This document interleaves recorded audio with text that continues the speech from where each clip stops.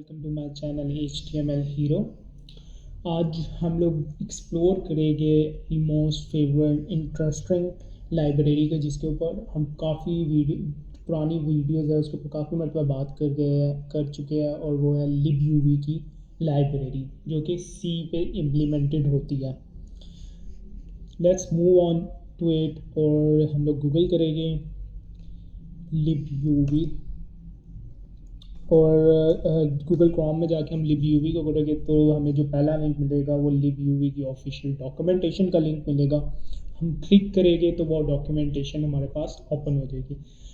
libuv जो है वो एक इंटेग्रल पार्ट है नोड का, और ना सिर्फ ये सिर्फ नोड का इंटेग्रल पार्ट है बल्कि ये और बहुत सी लैंग्वेजेस को भी सपोर्ट करता है। जैसे कि आपको पता है कि नोड जेएस के अंदर libuv को हम लोग इस्तेमाल करते हैं, यूटिलाइज़ करते हैं नोड जेएस की बाइंडिंग्स के थ्रू। अब इसका फ़ायदा हमें ये होता है कि libuv के अंदर जो फंक्शंस हैं हम लोग वो जावास्क्रिप्ट उनको यूज़ कर पाते हैं, कि जावास्क्रिप्ट libuv के फंक्शंस को यूज़ कर पाती है। ये बाइंडिंग्स के थ्रू हो रहा होता है।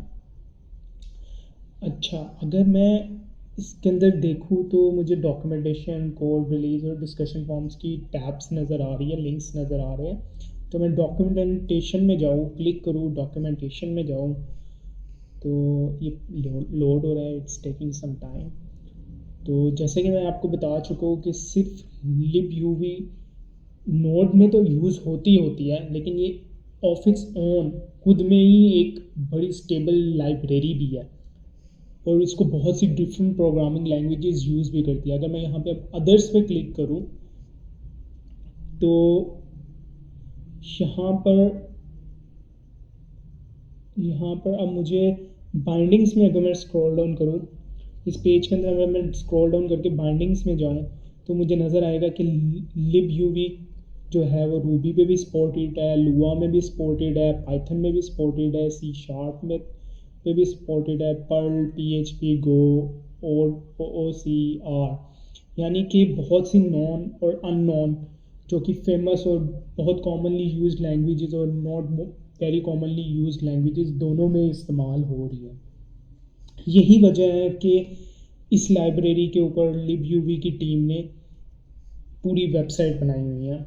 अगर मैं देखना चाहूँ कि इसका कोड कैसा है तो मैं इधर क्लिक कर सकता हूँ, क्योंकि ये एक बहुत स्टेबल और ख़ुद में एक बड़ी इम्पॉर्टेंट एक लाइब्रेरी है, और बहुत सी प्रोग्रामिंग लैंग्वेजेस इसको यूज़ करते हैं। तो इसको नोड.js के से थोड़ा सा सेपरेट करके अलग सी डिपॉजिटरी में बनाया गया है, जो कि गिटहब की डिपॉजिटरी है। अगर मैं इस गिटहब के पेज के अंदर चेक करूँ तो मुझे काफ़ी ज़्यादा फोल्डर्स और फाइल्स नज़र आ रहे हैं। अब इसके अंदर जो इम्पोर्टेंट फोल्डर है वो हमारे पास सोर्स का फोल्डर है, जिसके अंदर वो सारा libuv का कोड इम्प्लीमेंटेड है C के फॉर्म में। ठीक है, अगर मैं क्लिक करूँ और एक्सप्लोर करूँ सोर्स के फोल्डर को तो मुझे इसके अंदर 2 फोल्डर्स नज़र आ रहे हैं और बाकी सारी फाइल्स नज़र आ रही है। अब ये 2 फोल्डर्स बड़े इम्पोर्टेंट हैं, तो मैं इन दोनों फोल्डर्स को अलग अलग ओपन कर लेता हूँ। इस टैब के अंदर मैं यूनिक्स के फोल्डर को देखूँगा, इसी लिंक को कॉपी करता हूँ, न्यू टैब के अंदर पेस्ट करता हूँ, और इसके अंदर मैं विंडोज़ का फोल्डर खोलूँगा बाद में। अभी हम वापस चलते हैं पहली टैब में और यूनिक्स में हम जाते हैं। तो यूनिक्स के अंदर बेसिकली तमाम ऑपरेटिंग सिस्टम्स आ जाते हैं, जैसे तमाम यूनिक्स बेस्ड ऑपरेटिंग सिस्टम्स आ जाते हैं, जैसे कि OS आ गया, लिनक्स आ गया, लिनक्स के मुख्तलिफ वेरिएंट्स आ गए, और क्योंकि इनकी फंक्शनैलिटी बहुत ज़्यादा सेम होती है और इसलिए इसको इस एक फ़ोल्डर के अंदर रख दिया गया हुआ है। और क्योंकि ये जो मैक OS की बात की जाए या लिनक्स डिस्ट्रोस की यानी डिस्ट्रीब्यूशंस की बात की जाए तो ये सारे डिसेंडेंट्स हैं यूनिक्स के। इवन एंड्रॉयड के कर्नल्स जो है वो भी इसी को यूज़ कर रहा होता। तो मैं इसको क्लिक करता हूँ और इसको एक्सप्लोर करते हैं हम। अब ये टाइम ले रहा है थोड़ा सा लोडिंग में। अब ये लोड हो चुकी है फाइल और ये पेज लोड हो चुका है। अच्छा, इसके अंदर एक चीज़ नज़र आ रही है हमें, डार्विन प्रोफाइल। अच्छा, ये एप्पल मैक ओएस के ऑपरेटिंग सिस्टम, एप्पल के जितने भी ऑपरेटिंग सिस्टम के कोर कंपोनेंट्स हैं ना, उसकी ये कोड नेम है, उसका ये कोड नेम होता है डार्विन, यानी कि उसका ऑपरेटिंग सिस्टम है एक किस्म का। कोर कंपोनेंट्स के लिए जो ऑपरेटिंग सिस्टम इम्प्लीमेंट होता है वो डार्विन की फॉर्म में इम्प्लीमेंटेड होता है। अच्छा, क्योंकि हम लास्ट टाइम एपीआई बाइंडिंग्स के अंदर एफएस मॉड्यूल के ऊपर बात कर रहे थे और उसके थ्रू सारी चीज़ें एग्जांपल्स को देख रहे थे, तो इसके अंदर भी हम लोग एफएस के मॉड्यूल्स को ही जो है एक्सप्लोर करेंगे। अच्छा, आप नोट कर सकते हैं कि इसकी एक्सटेंशन डॉट सी है। डॉट सी मीन्स कि सी में इम्प्लीमेंटेड है, ना कि सी प्लस प्लस में। अगर सी प्लस प्लस में इम्प्लीमेंटेड होती तो इसकी extension dot C P P या डॉट सी सी होनी थी, क्योंकि ये सिर्फ डॉट सी है तो ये सी में इम्प्लीमेंटेड है। अच्छा, तो मैं अब इसको क्लिक करते हैं और इसको फर्दर एक्सप्लोर करते हैं। अच्छा, इसके अंदर काफ़ी ज़्यादा कोड है जो हमारे लिए एलियन है, और इसकी भी देख सकते हैं हम कि कितने ज़्यादा number of line of codes हैं। जैसे कि हम एपीआई बाइंडिंग के अंदर फंक्शन देख रहे थे F S U V underscore F S underscore open, हम इस फंक्शनैलिटी को देख रहे थे, लेकिन इससे हमें एसोसिएटेड ये एक वेरिएबल्स में मिल रहा है, लेकिन हम ऐसे फंक्शन की तरफ जाएंगे जिसकी की बॉडी नज़र आ रही होगी, जो इसकी इम्प्लीमेंटेशन नज़र आ रही होगी। हम बेसिकली फंक्शन ढूंढ रहे हैं, या वी गॉट इट। अच्छा, हमें अब ये फंक्शन मिल गया। ये वो फंक्शन है जो कि बाइंडिंग्स को कनेक्ट कर रहा है, जो कि बाइंडिंग्स के अंदर से कॉल कर रहा है, इसके फंक्शनैलिटीज़ को कॉल कर रहा है। अच्छा, अगर हम इसको थोड़ा सा चेक करें तो हम नोटिस करते हैं ये कोड सिर्फ इतना है, इसमें ऐसा कुछ हो नहीं रहा, इसमें पाथ वगैरह कोई ओपन नहीं हो रहा। लिब यूवी जो है वो फर्दर कॉल करने के लिए वो इनिट ओपन का इस्तेमाल करता है, इनिट के थ्रू कॉल करता है बेसिकली। अब हम लोग इस ओपन की इम्प्लीमेंटेशन देखेंगे। जो इसकी ओपन की इम्प्लीमेंटेशन है ना, वो उसको ढूंढने के लिए हमें क्या करना पड़ेगा, एफ एस अंडरस्कोर ओपन हमने लिखा है, F S underscore open. Sorry, I think मैंने कुछ मिस्टेक कर दिया। U V underscore F S underscore open, sorry, U V underscore F S underscore open में जाएंगे हम। अब इस फंक्शन के अंदर हम नोट करें, अभी इस फंक्शन में हम चले जाते हैं।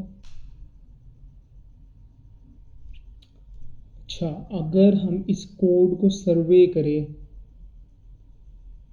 ये तो कोड यहाँ पे ख़त्म हो रहा है, ये भी कोड नहीं है, ये भी नहीं है,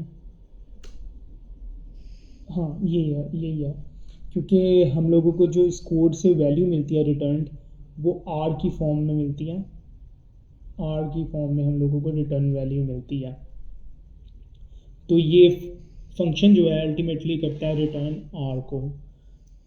अब ये थी कि हम लोग लिनक्स के अंदर और यूनिक्स सिस्टम्स के अंदर या मैक ओएस के सिस्टम जो इम्प्लीमेंटेशन है ओपन की फ़ाइल की, अगर उसको देखना चाहते हैं तो वो इस तरीके से देख सकते हैं। सिमिलरली अब हम देखते हैं कि विंडोज़ के अंदर किस तरीके से इम्प्लीमेंटेड है। अब यहाँ पे दूसरी टैब में मैं गया, दूसरी टैब के अंदर मैं विंडोज़ के अंदर चला गया।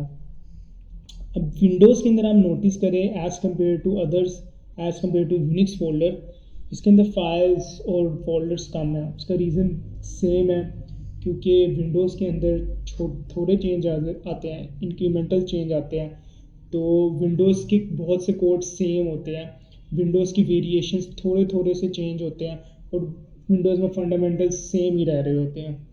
बहुत ज़्यादा आउट ऑफ द वे जाके चीज़ें नहीं हो रही होती, तो बहुत ज़्यादा कोड की सिमिलैरिटी सेम होती है।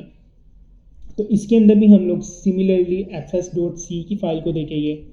इसको मैं क्लिक करता हूँ, इसके अंदर हम लोग जंप इन करते हैं, एक्सप्लोर करते हैं इस फाइल को, तो हमें नज़र आ रहा है कुछ इस तरह की फ़ाइल, और इसके अंदर हम ढूंढेंगे open के फंक्शन को।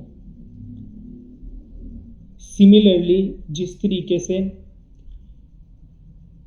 यूनिक्स के अंदर इनिट कि कॉल के थ्रू libUV फर्दर फंक्शन को कॉल कर रही थी, बिल्कुल उसी तरीके से हम इसके अंदर भी फंक्शन को इसी तरीके से कॉल करेंगे।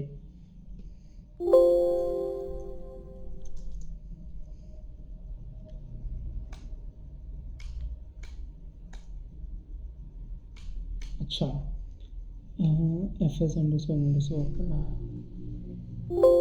fs underscore underscore. अब ये वो फंक्शन है जो मैंने आपको ऊपर फंक्शन दिखाया उसकी इम्प्लीमेंटेशन है। इनिट के अंदर जो फंक्शन है वो उसकी इम्प्लीमेंटेशन हमें यहाँ पे मिल रही है। अच्छा, ये जो डी वर्ड्स है ना, ये विंडोज़ के अंदर जो स्ट्रक्चर्स है ना वो इसके थ्रू इम्प्लीमेंटेड हो रही होती है, वो इसको रिप्रेजेंट कर रहे हैं विंडोज़ के अंदर स्ट्रक्चर को। अगर मैं इसको देखूँ, कोड को थोड़ा सा चेक करूँ, तो ये इसके अंदर बहुत ज़्यादा लाइंस ऑफ कोड है as compare to Unix.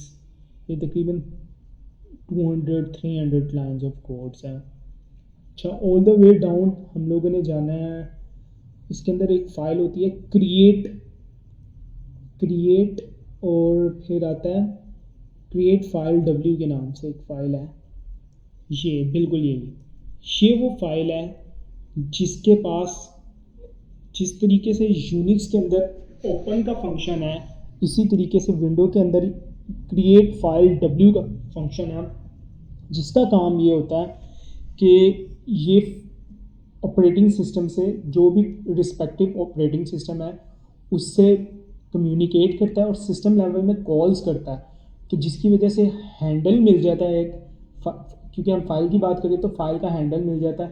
File का हैंडल मिलने की वजह से आप रीडिंग और राइटिंग और डिफरेंट ऑपरेशंस फाइल सिस्टम के ऊपर ऑपरेट कर सकते हैं। सॉरी, मैंने आई थिंक आप लोगों को यूनिक्स के अंदर ये फंक्शन नहीं दिखाया ओपन का।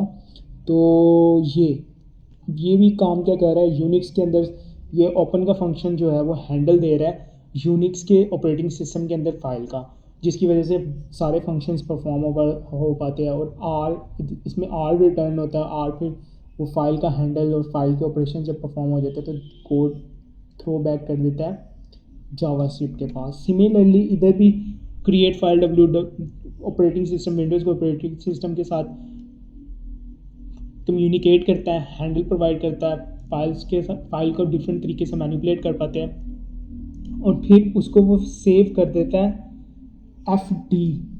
बेसिकली अब ये जो फाइल का हैंडल है हमारे पास आ जाता है फाइल डिस्क्रिप्टर के अंदर विंडोज़ के केस में, और फिर ये इस फाइल डिस्क्रिप्टर को हम लोग रिटर्न बैक कर देते हैं, और इस फाइल डिस्क्रिप्टर को हम लोग रिटर्न बैक कर देते हैं और जो कि जावास्क्रिप्ट के पास चला जाता है और जावास्क्रिप्ट फिर उसको फंक्शनैलिटीज़ को क्लाइंट के पास सेंड बैक कर देते हैं।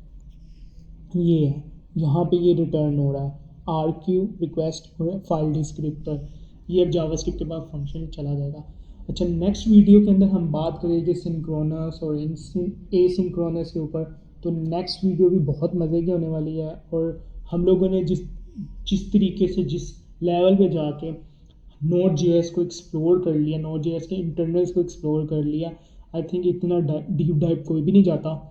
तो आई होप कि आपकी अंडरस्टैंडिंग नोड के इंटरनल पार्ट्स से बहुत अच्छी हो गई होगी। और wait for my next video, क्योंकि नेक्स्ट वीडियो पहले इन वीडियो से ज़्यादा मज़े की होने वाली है। Thank you.